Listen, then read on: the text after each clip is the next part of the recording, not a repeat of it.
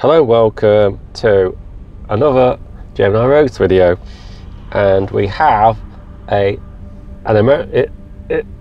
is it? It's an American T71. Come on, tell us. Come on. CMCD. CMCD. I have no idea what that means. Killers 05 has lots of information for us. Well, after the light tank update we had not long back, this is a new tank they brought into it. They basically took the T71 that are in the game and they split it in two. It was last year, wasn't it? Yeah. Well, yeah, technically we're only January/February. It's February. Yeah. Okay, T71 anyway, was a really good tank. One of my favourites. We all saw it become the Lycan, and you know how formidable a Lycan is. Well, this is kind of like a watered down version, and so is the T71 DA, which has also been put into the game. So the old T71's gone. Oh. T71 DA is more like that than this is. Gone's the auto loader you had with the T71, and In's with a single shotgun. Still 76mm, still fires APCR standard, still fires heat as its secondary round. Okay. And T71, a little bit of background information on it. We're a project for an airborne tank. Oh, okay. So why it's small? Yeah. Like a baby tank, isn't it? Designed by Cadillac randomly between 1952 and 56, and then they just got scrapped for insufficient funds, and the T92 tank came along and they thought that were better, so they just geared up with it. Okay. So it never really existed in any form of prototype or anything. What about blueprint? No, well, they designed it. Whether it got to blueprint stage, we don't know. The concept. So there's not really much historical background to it, so we're just going to roll with video and talk more about tanking. This is Fisherman's Bay, isn't it? Fisherman's Bay. Straight away you're going to see it's a nicely fast, nimble little tank. It gets about a bit, it's all over the place. Top speed is 64 kilometres an hour. Let's roll this Fisherman's Bay then. Come on, it's on. Rolling. Top speed is 64 kilometres an hour, 25 in reverse. That's good. Yeah, really nimble, a little bit more nimbler than the DA. The T71 DA, the other tier 7 American line. Backwards. Yeah, and it's really good traverse on its all. Fantastic. Really good manoeuvrability. We can see straight away drawbacks, that gigantic cupola. We've got to mention it straight away. I don't even know why. It gives it a good view range, I'll get that, but no more than others. Yeah, 390 metre view range, which is not bad. I mean, we're packing binos on this, as well as a camo net. So you can use it as an active scout, you can use it as a static, passive, sort of like tank as well. Your idea was to set up as a passive scout? Yeah. Camp Boosh? In a way, yeah. I've not really played tank before, so I was just getting to grips with it at this point, but I found it worked, so I'll just carry on with it. Oh, okay. It got a whacking great 420 brake horsepower engine, which that's where it gets its speed from as well as its lightness. That's so awesome, we can see the gun here. Not that bad, we'll just pick that Leopard prototype off on move there. Its power to weight ratio is pretty awesome then. Yeah, you would love your power to weight ratios, which is 24.73. You found out that with your own work to do? I know. No, you found nothing. You've done nothing. It's got 1.9 second aim time as well on that gun. And when the old Brazilian Bulldog fires a bit of special shells at your HE and we don't get full penetration, we only took a little bit of a white there. It's been listening to you, hasn't he? Yeah. 848 points again, there's neither here nor there. What tier is this, sorry? What is 7. It? Oh, 7. 7 leads to the Walker Bulldog. Okay. So it's going to be a prominent tank. A lot of people are going to play it. Yeah. Because everybody wants a Bulldog. Yeah. The gun's not bad. We'll talk more about the gun now. 76mm gun, the T185E. Okay. There's two variants. It's both 76mm that it carries, but this is way better. Got way more firepower. It's got an APCR standard. Why is that then? Just the way it fires. We're not firing gold when you see us shoot. It's just standard APCR shell, which gives you a nice 145mm penetration. Didn't really do it on these tracks then, did it? No, randomly. And you can see there, 150 damage. We didn't do that then, but that's kind of what you're going to roll for. Okay. There you go, 150. So straight down line. Your secondary ammunition is heat, which is pretty good because it's 210mm penetration. Again, we all know the problem we eat, spaced armour and tracks and stuff like that absorb it. That again only gives you 150 damage. So it's not bad. When you combine that with a fire rate of 13.33 rounds per minute. That's not bad. It's not bad. You can delve into the DPMs of 2,000 just underneath, but with your perks you get on your crew and stuff like that, it's going to go over 2,000 pretty easy. Yeah, especially if you hit stuff. 10 degrees gun depression as well as that with that gun. I'm not even mentioning HE. Have you noticed I've not mentioned HE? Disregard HE. You're packing some. Yeah, only 3. There's a reason for that. 38mm penetration gives you 185 damage. I mean, it's not worth it. What penetration? 38 for an extra 35 damage. pointless. Don't bother using it. It's not worth it. It's not worth risking. No. I mentioned that 10 degrees of gun depression, Yeah. which is fantastic. That's very good. That's workable with, especially when it's in and out, nipping in ability. Can get in some good situations here. I mean, we've seen this before on a Leopard prototype game where the whole team just goes into the town. Yeah. It's pretty similar here. Everyone's gone into town and now we're just trying to fend off tier 9 tank. There's a Leopard prototype here. You can see the gun dispersion's not great. Not great. Okay. 0.38 for the accuracy as well, which is again not great. Yeah. But you can see the aim time, it does aim in really quick, 1.9 seconds. Yeah. Vertical stabilizer. Okay, that's cool. What you got on speed on this? Yeah, we'll see that in another video how good the vertical stabilizer is on this. Yeah. Fantastic. 60 rounds it carries again. It's not bad, but you can fire them off pretty quick and they don't do a lot of damage, so you combine that up with how many damage 60 shells does. It's not a vast amount. Scout, aren't you? Yeah, pretty much that's what you've got to do. It's hard to scout in this game when your whole team's kind of sat down at the bottom of a town, in the bottom of a valley. It's pretty hard to scout for them. We're trying our best, trying to spot the targets across there for that Swedish tank destroyer behind us, but And the artillery. we're pretty much limited. This is the only spot we can really do any scouting. Well, they go out of view range pretty quick, don't they? As soon as you technically move away from them. I mean, they're not doing a bad job of spotting me. Yeah. There's a leopard over there, I don't think. He's got a good view range on that as well. A lichen as well, that's good. So that's the other problem. The T71 DA. 2 lichens, sorry. The T71 DA, which is the other tier 7 American light tank now, Yeah. is more like the Lycan. It's got a clip. Oh, and it gives it slightly better DPM than this, and we're going to see how vulnerable or the advantage. It depends on the situation. Which is better? Do you want a clip or do you want a single shot? The advantage of a single shot, you can afford to waste it.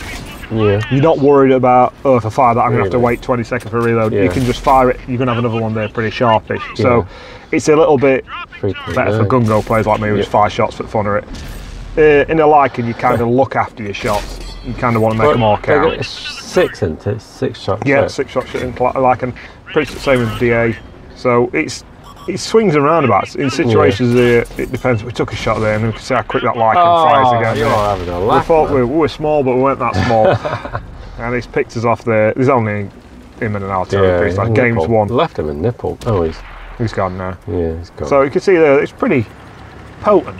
It's not bad little It's a little bit of a pest tank. If it gets in a tier 7 match, it's going to absolutely rule it. Yeah.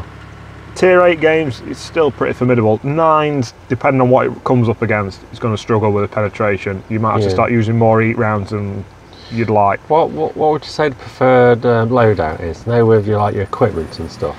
Would you say? It depends on your player's preference. It depends how you like to scout. Okay, Some people like to scout by racing through the middle of the team, getting out of a side, and so optics are more beneficial. Others like to find a spot, a bush to park up in. Camp bush, spot. So the binos are a better option. That's what I've got. Binos cam on it, so I can sit somewhere and get them up. But you didn't really sit. No, you can't really. Everybody got in town. When everybody goes in town, you find it a bit tricky to work it. But you can see the results aren't bad. Nearly 2,000 damage. Game. Yeah. We're straight up there with Restic Big Boys. Yeah, very nice actually. Very nice game. We've got some pretty awesome games coming up, though, man. Pretty awesome. We've got Hellenborn. So Hellenborn again. This is more suited to it than the fact that you can scout in it. Yeah. So we're going to push it, knock a tree over there, just for fun, let them know we're coming. Yeah. We're going to try and get on these ridges down there, and we're going to try and get that binos. Oh, okay, you actually get get a cam on it, kicked in, and see what happens.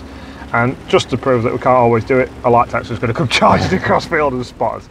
We're in his bush. You can see that 10 degrees of gun depression again here. Yeah. Look how much further the view range goes on the cam, and it shrinks it in. Not bad. So you can see how good this can be at doing this job. And here he is. Oh, he's ruined it. He's ruined it for you, hasn't he? He's not worried about losing shots, so I'd do it a lot in this tank. You notice me donk a lot of shots in this. So we're pretty much blown already for passive scouting. Yeah. Until we get rid of this guy here. We have a quick look over there. He's still coming. YOLOing. He's doing well to say he's on the This is what I'm talking about. Some players like to just charge in and charge back outside.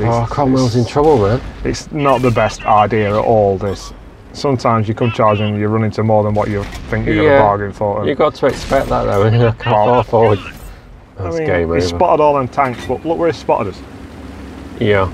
There's no one's, apart from that one shot we got flashing in it, no one's took any damage at all other than the Cromwell he was shooting himself. Yeah. He's achieved nothing. He's thrown his tank away in a pretty good map for him to do scouting with. Definitely. So we're just going to reposition, see if we can get them binders in from another position, getting kicked in, and just as we don't, we've got a bit of a medium, push it middle at field.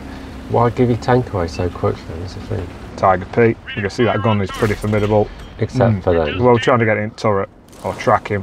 1 at 2, side turret, and then it's bank. See the accuracy again, we spoke about it before, the .38 is not brilliant. You're pretty far, what are you? Like almost 500 Yeah, meters it's 485. See, the fire rate's not brilliant. I mean, here I'm just trying to hit centre mass on this Churchill. Over that distance, we'll try and get that track. We'll try and aim for the weekend side of his armour.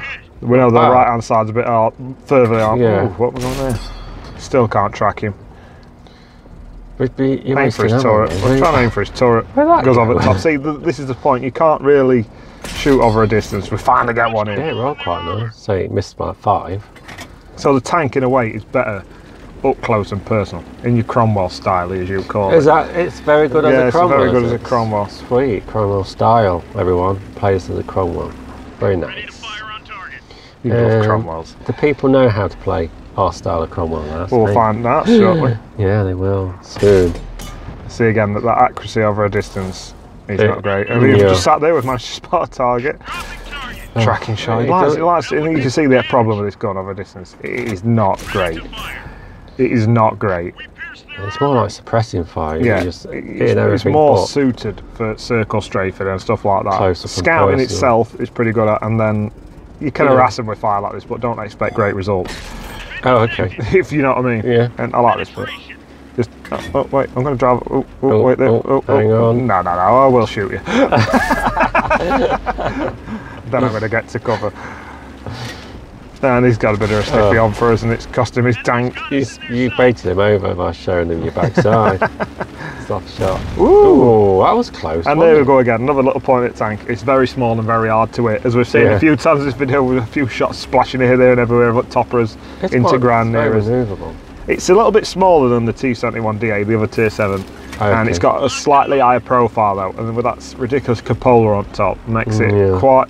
Face on, it's quite a big target to hit, but it's quite manoeuvrable, way more manoeuvrable. 10 degrees more traverse on the hull than the DA. Oh, on the move. And straight into the front of the Tiger P there as well. So at this point you've got a stabiliser fitted? Yeah.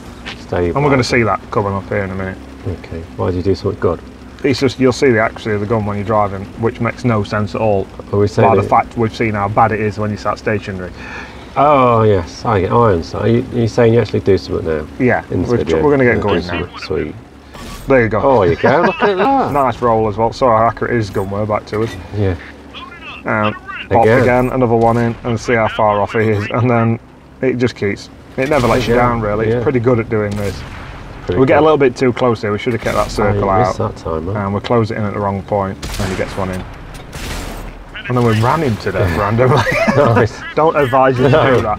Ooh, not the best idea. Again, it's a really hard tank to shoot. Yeah. Really hard tank. Yeah, don't run with this, people. That's another thing. Why the artillery's homed in on me. Trying to hit a fast 65 kilometres an hour light tank on the move, when there's easier targets sat down near the objective. All he's done is give his position away. I've played artillery. Don't shoot at light tanks racing across map. If you get one, well done. It's about the only time you're going to do it in the next 100 shots you've done. So you've lost it. You've used your bit of magic already. And it's just cost him his life. He could have sat up there anonymously. And to be honest with you, I wouldn't have gone for R2 at that point. I'd have gone back to town to try and help defend base. So he just gave his position away and got me a kill basically. Well, I didn't get me a kill. A little bit extra damage, A little bit extra damage. So let's have a look what you do. It's a mastery badge game. 2,000 damage. First class that one. Confederate medal. Yeah, not bad. You can see the tank sometimes gets you in a bit of shit. It does. The fact that other tanks are just I like the stabiliser though. Stabiliser's very nice. So you're still obviously running the same equipment. Yep. It's a 20% chance of fire. So your manual extinguisher gets that down a little bit. But I've not really noticed any kind of problem, even with modules or I think guns getting knocked out or tracks or anything like that. It's just kind of generalised in that form. It's not bad. I was going to say, whether you're running a fire extinguisher, you not noticed any difference after you've taken it off? No. I've always kept it on. It's not one where you need 2 repair kits or you need 2 medipacks or anything like that. It's okay. Kind of does what it does. Okay. Well, the thing is, you're constantly moving, aren't you? You're not like poking over a ridge and stuff. And you can see that view range, how good the view range is from here. We can spot nearly to the end of the map once we get his binos up, so we don't have to push it that far. I mean, Tier 9 scout tank to his left there anyway, so he's pretty much scouting that whole area anyway. We're not really needed here as such. Yeah, you got 3 scouts on this. But while this tank's driving siders on across the map in front of you, what's the point in going anywhere else? No. Don't get a shot in, man. You got a shot in yet? There we go. Jag for 2. The thing is, you hardly touched his health bar. That's the thing. Yeah, isn't it? The 150 damage is not great. Oh. He's hiding now. He's done me. And we the one who actually spotted him there. Yeah. So we are getting assisted damage. T49, just having a quick stroll past. Yeah, park not very fast either. No. Leisurely roll across front. Oh, nice shot. Nice one in, and then you see that 25 kilometres an hour backwards. Yeah. Somebody shoots and misses again. Yeah. You can see how nimble this thing is. Bit of a chance here we take. Any French influence on that gearbox? You like to rid the French, don't you? I'll just run through the cost anyway. Your APCR is pretty good as well. 270 silver to fire an APCR shell. Yeah. It's over 5,000 for the each shell. So you don't want to be firing them if you can help it. You want to keep to these APCR if you can. Only 250 for an HE. I don't advise you to either use them, take them. I only take 3, and I don't even know why I take 3.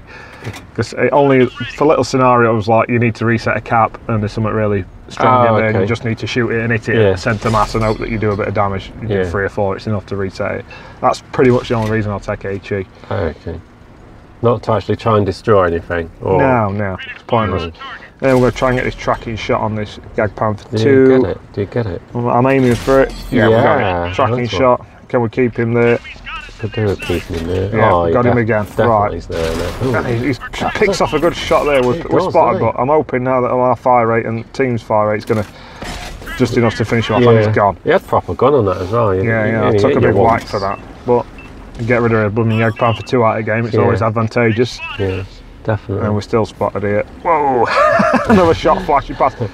I think I've proved with point enough here how many times there's someone shot at me in this tank and missed. Yeah, shows you just how nimble, small, and a pain in the arse it can be. Like, look at the size of that gun, it's huge, isn't it? I never realised how big it was. It's huge. That gun's huge. I don't know if the gun's huge, the tank's just tiny. As I say, it's designed to be an airborne support tank. Yeah.